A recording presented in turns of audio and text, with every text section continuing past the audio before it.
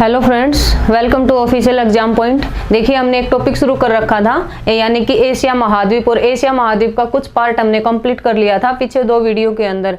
और उससे आगे पढ़ते हैं भाई। पीछे जो हमने पढ़ा है, एक तो पढ़ लिए थे क्या, एशिया महाद्वीप के पर्वत, यानी कि एशिया महाद्वीप के अंदर कौन कौन से पर्वत हैं। और दूसरा हमने पढ़ा था इसी के बारे में क्या, यानी कि एशिया महाद्वीप के अंदर पठार, कौन कौन से पठार इसके अंदर फैले हुए हैं। इसके बाद यानी कि अगला जो भाग आता है वो है एशिया महाद्वीप की नदियां, यानी कि एशिया महाद्वीप के अंदर कौन कौन सी नदियां फैली हुई हैं या कौन कौन सी नदियां यहाँ पर हैं। तो सबसे पहले है एशिया की नदियां, एशिया महाद्वीप की नदियां। तो एशिया महाद्वीप की सबसे लंबी नदी कौन सी, एशिया महाद्वीप की सबसे लंबी नदी आती है कौन सी, यांगसीटी क्यांग, यांगटीसी क्यांग।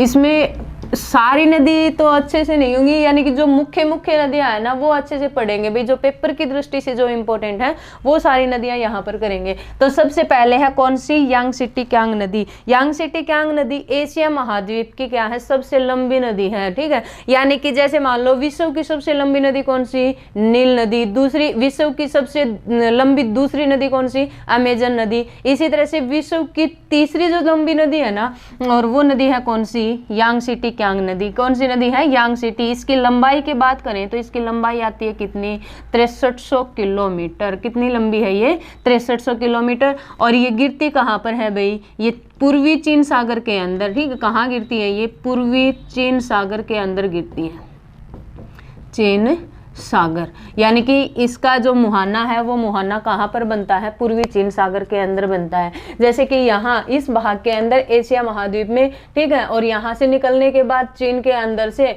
और ये कहाँ जाकर के यहाँ फैला हुआ है सागर, यानी कि चीन सागर। और इस चीन सागर के अंदर गिरती है कौन सी नदी, यानी कि यांगसीटी क्यांग नदी। और यांगसीटी क्यांग नदी एशिया महाद्वीप की कैसी नदी है, एशिया महाद्वीप की सबसे लंबी नदी, एशिया की सबसे लंबी नदी।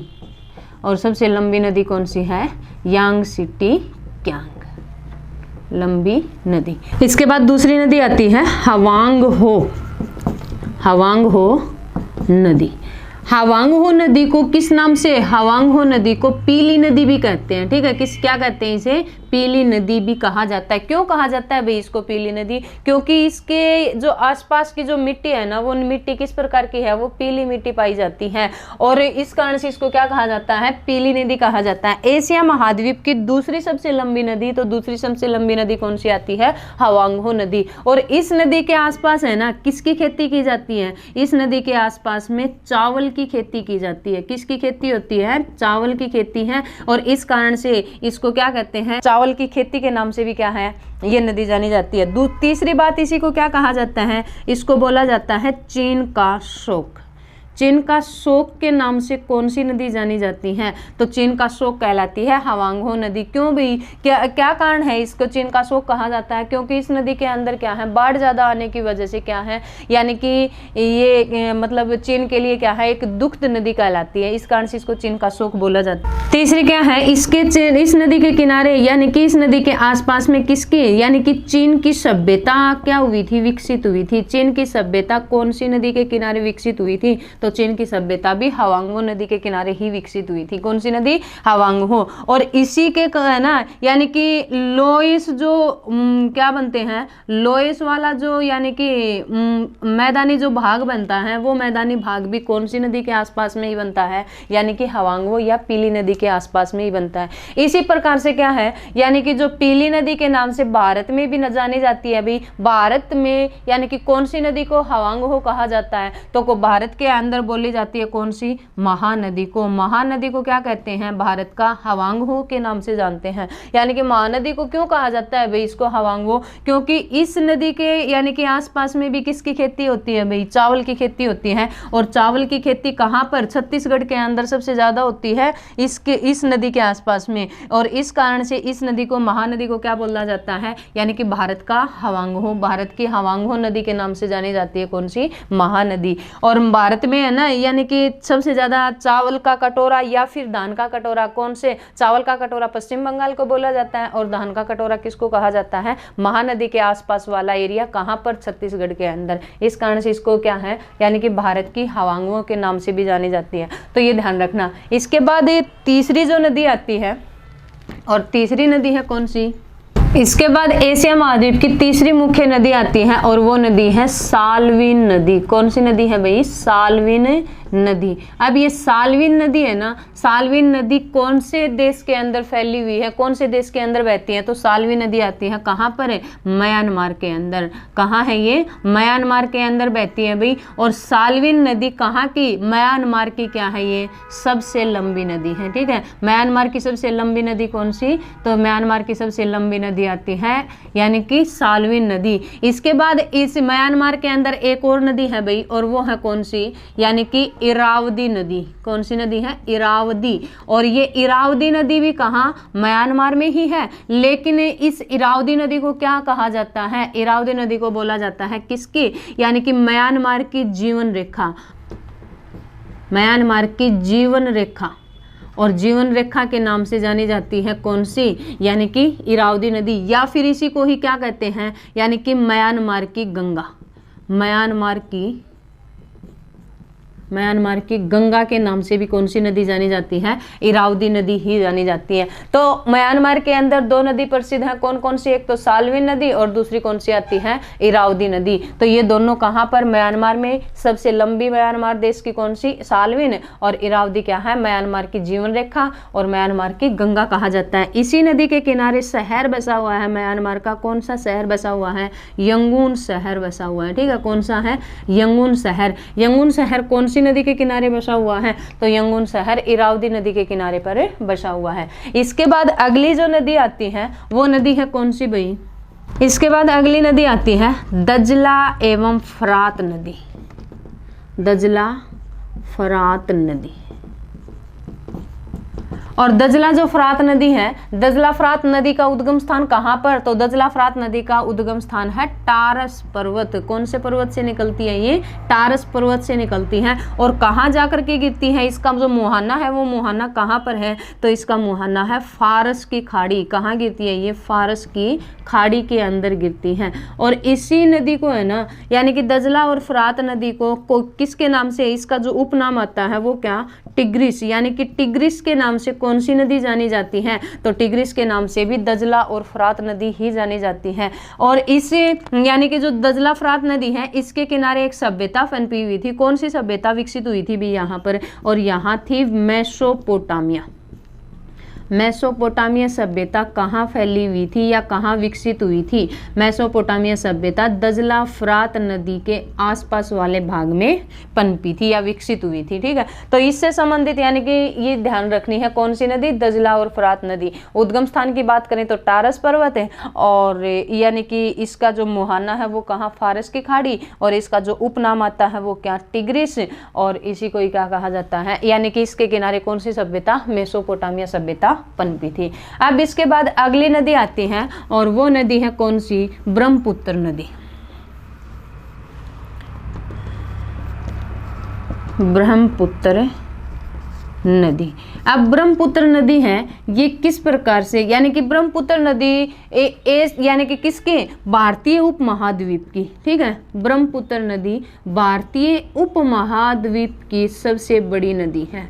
भारतीय उपमहाद्वीप की क्या है, ये सबसे बड़ी नदी है। इसका उद्गम स्थान की बात करें तो कहाँ पर है, उद्गम स्थान इसका आता है यानी कि कैलाश पर्वत मानसरोवर झील के पास में चेमुयुंगडुंग हिमनद। भारतीय उपमहाद्वीप की क्या है, ये सबसे बड़ी नदी आती है, ठीक है। और इसके बाद अगली जो नदी है, इस नदी के ऊपर है ना, ब्रह्मपुत्र नदी के ऊपर दो नदी द्वीप आते हैं भाई। और दो नदी द्वीप कौन कौन से, एक तो है माजुली नदी द्वीप, और दूसरा आता है कौन सा, माजुली नदी द्वीप, और एक है उमानंद नदी द्वीप।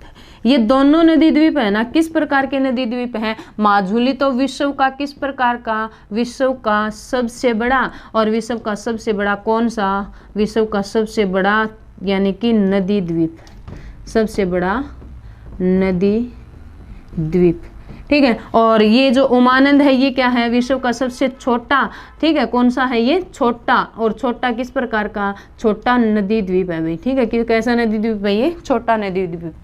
तो ये ध्यान रखना, यानी कि क्वेश्चन आ जाए कि एशिया महाद्वीप की सबसे बड़ी नदी कौन सी, यांगत्से कियांग। यांगत्से कियांग किस प्रकार की, यानी कि विश्व की क्या है, तीसरे नंबर की सबसे बड़ी नदी। और जो हवांगो नदी है, ये हवांगो नदी क्या है, एशिया महाद्वीप की दूसरी सबसे बड़ी नदी। और हवांगो नदी को किस नाम से, पीली नदी के नाम से भी जानते हैं। और इसके किनारे सभ्यता जो पनपी हुई है वो कौन सी, चीनी सभ्यता पनपी थी। और इसी के आसपास में किसकी खेती की जाती है, चावल की खेती की जाती है, और इसको क्या कहते हैं, चीन का शोक बोला जाता है। इसके बाद अगली नदी कौन सी, साल्विन नदी। साल्विन नदी यानी कि कहाँ की, म्यांमार की। म्यांमार की सबसे बड़ी नदी कौन सी है, साल्विन नदी। और इरावदी नदी भी कहाँ, म्यांमार में ही है, लेकिन म्यांमार में किसकी, यानी कि म्यांमार की जीवन रेखा के नाम से जानी जाती है, कौन सी, ये इरावदी नदी। और ये इसी को ही क्या कहा जाता है, म्यांमार की गंगा कहा जाता है। दजला और फरात नदी, दजला और फरात नदी का उद्गम स्थान टारस पर्वत, और गिरती कहाँ पर है, फारस की खाड़ी के अंदर। और इसके किनारे कौन सी सभ्यता पनपी थी,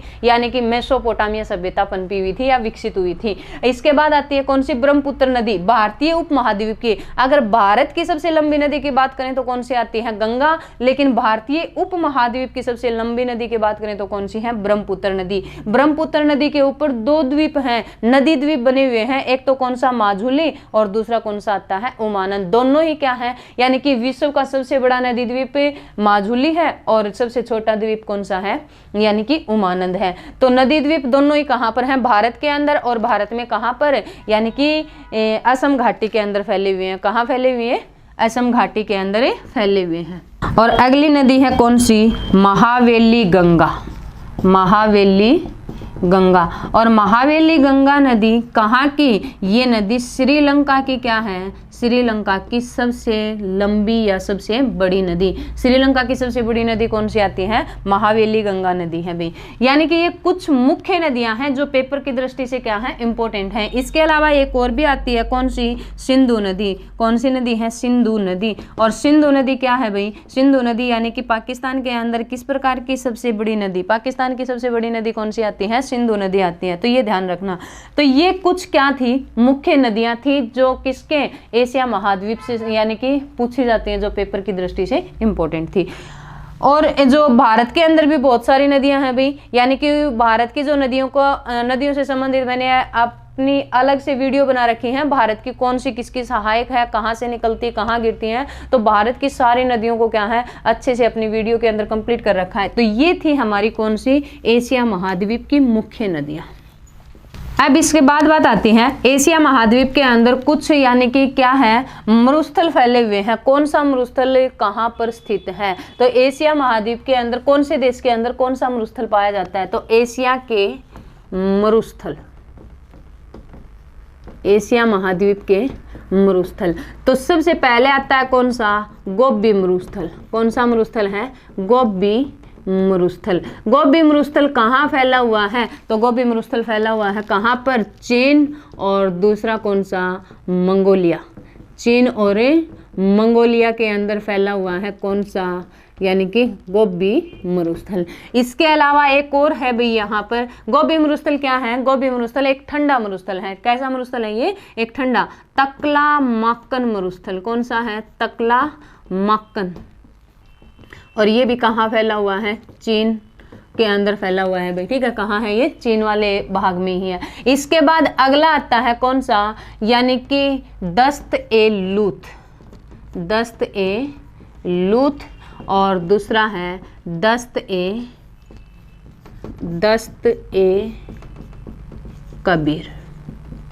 दस्त-ए-लूत और दस्त-ए-कबीर, ये दोनों ही मरुस्थल हैं। ये दोनों मरुस्थल कहाँ पर स्थित हैं, तो दस्त-ए-लूत और दस्त-ए-कबीर है ना, दोनों मरुस्थल कहाँ स्थित हैं, ईरान के अंदर, ठीक है। कहाँ पर स्थित हैं भाई, ये ईरान के अंदर फैले हुए हैं। इसके बाद अगला आता है, यानी कि अल-नफल।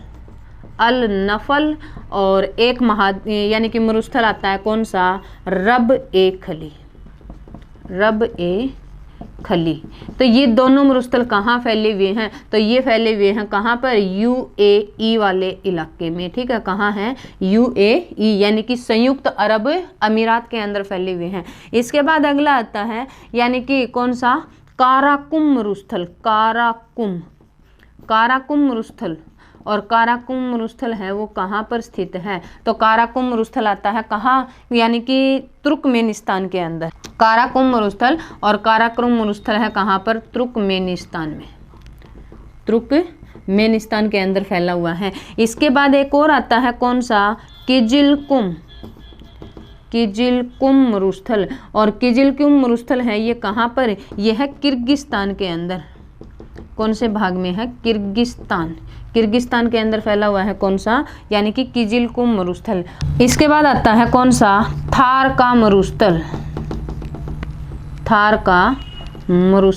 और थार का मरुस्थल कहाँ पर है, तो ये फैला हुआ है कहाँ, भारत, और दूसरा कहाँ पर है, पाकिस्तान। भारत और पाक के अंदर यानी कि पाकिस्तान के अंदर फैला हुआ है कौन सा, थार का मरुस्थल। भारत का सबसे बड़ा गर्म मरुस्थल कौन सा है, थार का मरुस्थल है, ठीक है। कौन सा आता है, थार का मरुस्थल। देखिए एशिया महाद्वीप के अंदर कुछ मरुस्थल फैले हुए हैं। गोबी मरुस्थल कहाँ, चीन और मंगोलिया। तकलामाकन चीन के अंदर। दस्त ए लूथ या दस्त ए कबीर कहाँ, ईरान के अंदर। अल नफल या कौन सा, रब ए खली कहाँ पर, संयुक्त अरब अमीरात के अंदर। काराकुम मरुस्थल और काराकुम मरुस्थल कहाँ पर, तुर्कमेनिस्तान में। और किजिलकुम मरुस्थल, किजिलकुम कहाँ पर, यानी कि किर्गिस्तान के अंदर। और थार का मरुस्थल कहाँ फैला हुआ है, भारत और पाकिस्तान के अंदर। भारत का सबसे गर्म मरुस्थल कौन सा है, थार का मरुस्थल है भाई, ठीक है। कौन सा आता है, थार का मरुस्थल। इसके बाद बात आती है एशिया महाद्वीप की कुछ जनजाति, एशिया की जनजाति, एशिया महाद्वीप की जनजाति, यानी कि कौन कौन सी जनजाति है जो एशिया महाद्वीप के अंदर फैली हुई है। वैसे तो बहुत सारी जनजातियां फैली हुई हैं, लेकिन जो इंपॉर्टेंट है वो पढ़ते हैं भाई। जैसे कि सबसे पहले आती है कौन सी, याकूत जनजाति। और याकूत जनजाति है, ये याकूत जनजाति कहाँ फैली हुई है, तो याकूत जनजाति है कहाँ पर, रूस, साइबेरिया वाला जो भाग है ना एशिया के अंदर, यानी कि रूस में, साइबेरियाई रूस वाला जो एरिया है वहां पर फैली हुई है कौन सी, याकूत जनजाति। और इसी याकूत जनजाति के नाम पर ही यहाँ पर एक पठार है, उस पठार का भी क्या नाम रखा था, याकूत का पठार। इसी तरह से दूसरी जनजाति आती है यहाँ कौन सी भाई, रोहिंगा। रोहिंगा जो जनजाति है, रोहिंगा जनजाति कहाँ फैली हुई है, तो रोहिंगा जनजाति फैली हुई है कहाँ पर, म्यांमार में। म्यांमार की जो प्रसिद्ध जनजाति है वो कौन सी है, रोहिंगा जनजाति। इसके बाद तीसरी जो जनजाति आती है वो कौन सी है, चकमा। और चकमा जनजाति है ना, चकमा जनजाति कहाँ फैली हुई है, तो चकमा जनजाति का विस्तार है कहाँ पर, बांग्लादेश के अंदर। कहाँ है, बांग्लादेश। और दूसरा भारत के अंदर भी है भाई ये, और भारत में कहाँ पर, भारत में है ना असम वाला एरिया। और दूसरा कौन सा, त्रिपुरा, यहाँ पर फैली हुई है कौन सी, यानी कि चकमा जनजाति। प्रसिद्ध तो कहाँ पर है, ये बांग्लादेश के अंदर, और बांग्लादेश के पास में असम और त्रिपुरा के अंदर भी कौन सी फैली हुई है, यानी कि चकमा। इसके बाद आती है कौन सी भाई, शेरपा जनजाति। और शेरपा और एक जनजाति है कौन सी, भोरात।